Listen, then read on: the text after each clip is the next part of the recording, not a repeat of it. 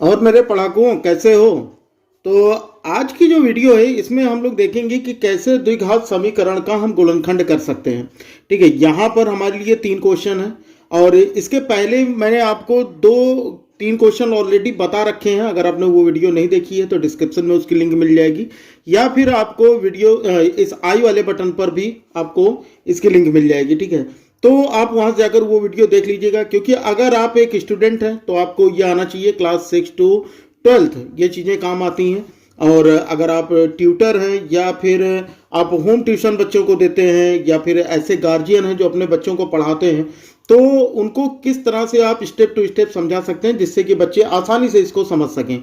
तो सभी के लिए इम्पोर्टेंट है ये वीडियो। तो भाई वीडियो अगर अच्छी लगेगी तो वीडियो को लाइक कर दीजिएगा, एक प्यारा सा कमेंट डाल दीजिएगा कमेंट बॉक्स में, ताकि मुझे भी थोड़ी एनर्जी मिल जाए।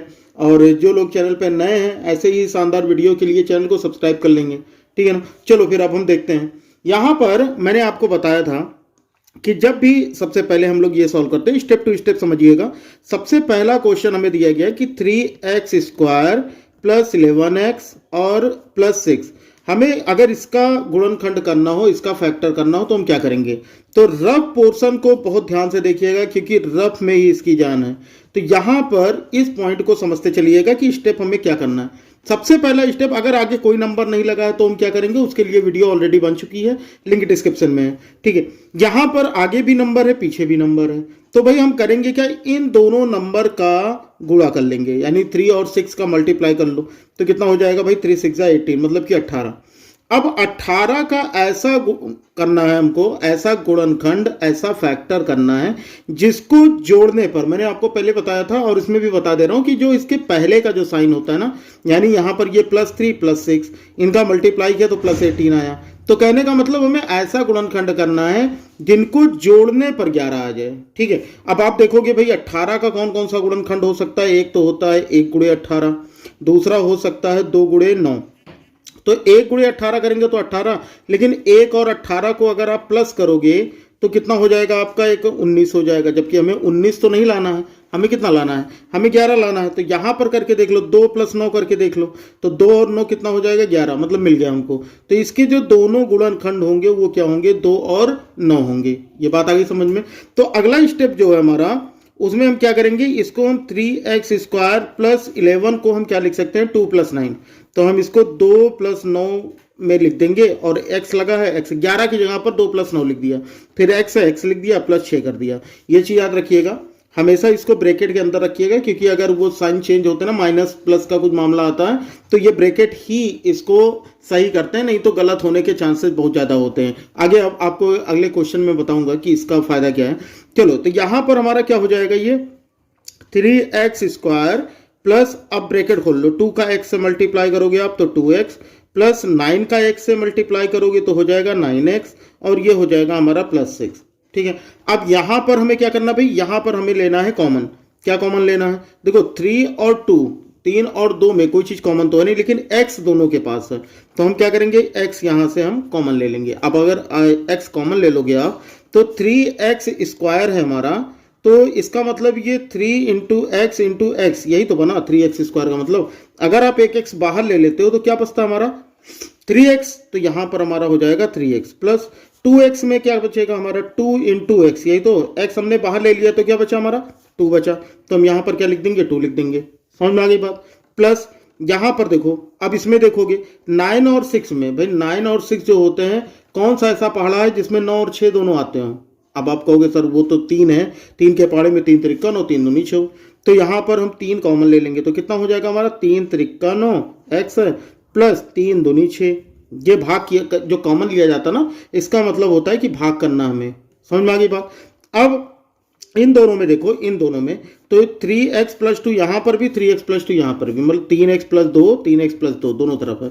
तो हम इसको भी कॉमन ले लेते हैं, 3x + 2 हम कॉमन ले लेंगे, बचेगा क्या हमारा, x + 3 बचेगा। बताओ भाई, बात आ गई समझ में। यही हमारे इसके गुणनखंड होंगे। क्लियर है बात। बहुत ही आसानी से, देखो कितने आसानी से लग जाएगा, स्टेप टू स्टेप, और बच्चों को इस तरह से ही समझाना है। ठीक है ना। इस तरह से समझाना उनको, अगर कोई बच्चा देख रहा है तो उसको समझ में आ चुका होगा, लेकिन अगर कोई गार्जियन या कोई ट्यूटर देख रहा है तो वो समझ ले कि उसको किस तरह से बच्चों को डील करना है और किस तरह से बच्चों को इस तरह के गुणनखंड समझाने हैं। ठीक है, चलो हम लोग दूसरा क्वेश्चन देखते हैं।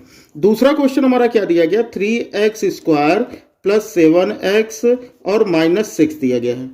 ठीक है, तो यहां पर हम इसको क्या करेंगे, सब स्टेप आपको समझ में आ गया होगा। ये +3 है, ये -3, तो रफ वाला पेज देख लो। +3 का अगर आप -3 से मल्टीप्लाई करो, -6 से, सॉरी -6 से मल्टीप्लाई करोगे तो प्लस माइनस का मल्टीप्लाई माइनस होता है, और 3 6 18 यानी 18। अब इस स्टेप में 18 का ऐसा गुणनखंड करना है जिसको घटाने पर 7 आता हो, जिसको घटाने पर 7 आता हो। तो भाई 18 का तो एक 18 इक्के 18 हो जाएगा। ठीक है, 18 में से एक घटाओगे अगर आप तो ये 17 हो जाएगा। हमें 17 तो चाहिए नहीं, हमें 17 नहीं चाहिए, हमें क्या चाहिए, हमें 7 चाहिए। तो ठीक है भाई, हम 9 गुणे 2 करके देख लेते हैं। तो 9 गुणे 2 करेंगे तो हमारा क्या हो जाएगा, 18, और 9 में से 2 अगर हम घटाएंगे तो हो जाएगा हमारा 7, मिल गया हमको। यानी इसके जो दोनों गुणनखंड होंगे वो क्या होंगे, हमारे 9 और 2 होंगे। बताओ, ये बात समझ में आ गई। तो यानी हम यहाँ पर 7 की जगह पर 9 - 2 लिख सकते हैं, क्योंकि 9 दूनी 18 होता है गुणा करने पर, और इनको घटाने पर 7 भी आता है। तो यानी हम यहाँ पर लिखेंगे 3x² + 9 - 2 × x - 6। ये बात आ गई समझ में सभी को। अब यहां पर ब्रैकेट खोलना है, तो ब्रैकेट खोलिए, तो ये हो जाएगा 3x² + 9 का x से मल्टीप्लाई करोगे आप 9x। देखो यहां पर जो मैंने कहा था ना कि ब्रैकेट लगाना बहुत जरूरी है, तो माइनस प्लस की गलती होने के चांसेस जो होते हैं वो बहुत ही कम हो जाते हैं। ठीक है, तो यहां पर हमारा क्या दिया गया, प्लस माइनस का गुणा कितना हो जाएगा, माइनस, है ना, मतलब बाहर का जो निशान है अंदर के निशान से उसका हम गुणा कराते हैं। तो ये भी जान लो कि माइनस और माइनस का गुणा जो होता है वो प्लस होता है, और प्लस का गुणा जो होता है वो भी प्लस होता है। ठीक है, और अगर माइनस और प्लस का आप गुणा करो तो वो माइनस होता है, और प्लस और माइनस का गुणा करोगे तो भी माइनस होगा। एक चीज यहां समझ में आ रही है मुझे कि जब दो सेम साइन हो, दो एक जैसे निशान हो, तो उनका गुणा धनात्मक होता है, और दोनों विपरीत निशानों का गुणा ऋणात्मक होता है। बस इतनी चीज याद रखनी है। ठीक है, तो यहां पर हमारा प्लस और माइनस का गुणा माइनस हो गया, 2 का x से गुणा करेंगे हो जाएगा 2x, और ये हो गया -6। बस खत्म। अब यहां पर आपको फिर से वही काम, कॉमन लेना है। कैसे कॉमन लोगे आप, यहां पर देखो 3 × 9, तो 3 के पहाड़े में आता है दोनों, तो 3 कॉमन ले लेंगे। दोनों के पास x है तो भाई x भी कॉमन ले लो। ठीक, तो यहां पर हमारे पास बचा क्या भाई, आपको ये बात समझ में आ गई होगी। 3x² का मतलब क्या, 3 × x × x, 3 × x × x, एक x कॉमन ले लिया तो क्या बचा हमारे पास, 3x बचा। तो यहां पर हम क्या लिखेंगे, लेकिन हमने क्या कॉमन लिया भाई, 3x² में देखो 3x² का मतलब 3x² का मतलब 3 × x × x। अब हमने ये पूरा कॉमन ले लिया तो हमारे पास क्या बचा, x बचा। तो हम यहाँ पर क्या लिख देंगे, x। 9x में से x तो कॉमन हो चुका है, और 3 3 9 होता है, तो यहाँ पर हमारा 3 हो जाएगा। समझ में आ गया ना, कॉमन लेना समझ गए होगे आप। माइनस यहाँ पर 2 लोग, ठीक है ना, 2 3 6, क्योंकि 2 के पहाड़े में आता, और दोनों के पास माइनस भी है तो हमने माइनस भी कॉमन ले लिया। तो यहाँ पर हमारा क्या बच गया, 2 - 2 बाहर हो गया तो बचा x, माइनस माइनस का हो गया प्लस, और 2 3 6 होता है, 2 3 6, तो हमने यहाँ पर 3 लिख दिया, हो गया हमारा, ये भी फैक्टर हो गया। भाई देखो यहाँ पर गुणनखंड हुआ कि नहीं हुआ। अब इन दोनों में अगर देखो तो x + 3 यहाँ पर भी, x + 3 यहाँ पर भी, तो आप x + 3 को कॉमन ले लो। ठीक है, और बचेगा क्या हमारा, 3x - 2, बस यही हो जाएगा हमारा। समझ में आ गई बात। चल, तो ये हमारा आंसर हो गया।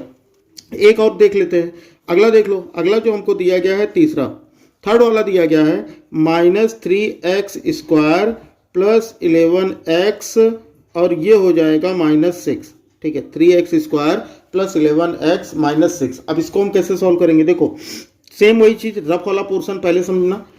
आगे क्या है, -3, ठीक है, और पीछे कौन सा नंबर है, -6, तो माइनस माइनस का मल्टीप्लाई प्लस, और 3 6 18। अब 18 का ऐसा फैक्टर करना है जिनको जोड़ने पर 11 आता हो, तो हमने भी पहले भी करके देख लिया। 9 2 जा 18 होता है, और 9 + 2 11 होता है, हमने करके ये देख लिया था। तो हमको ये बात समझ में आ गई, 9 और 2 होगा। ये बात आई ना समझ में।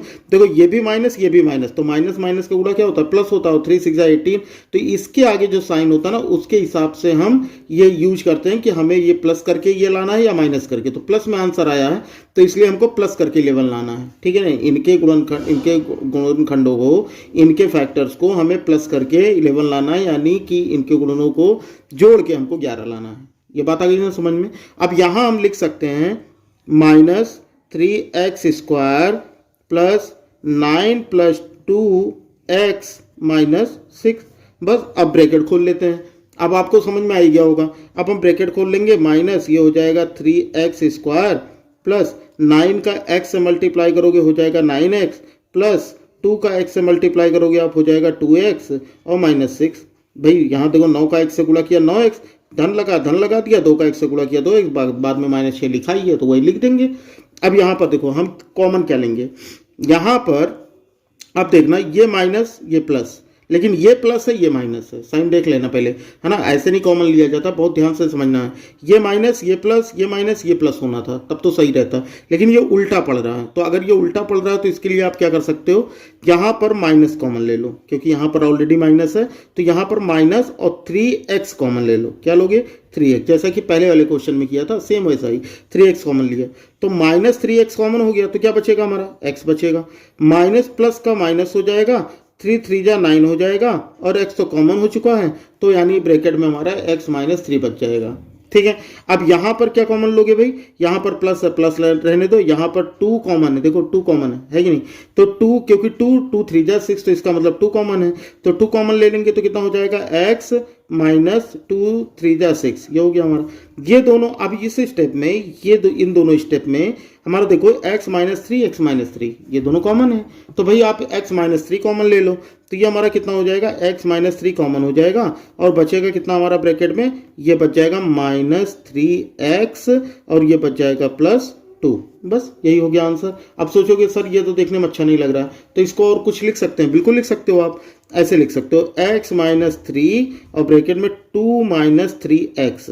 भाई पॉजिटिव नंबर पहले लिखो, निगेटिव नंबर बाद में लिखो, उसका कोई फर्क पड़ेगा नहीं, ठीक है ना, क्वेश्चन वही रहेगा।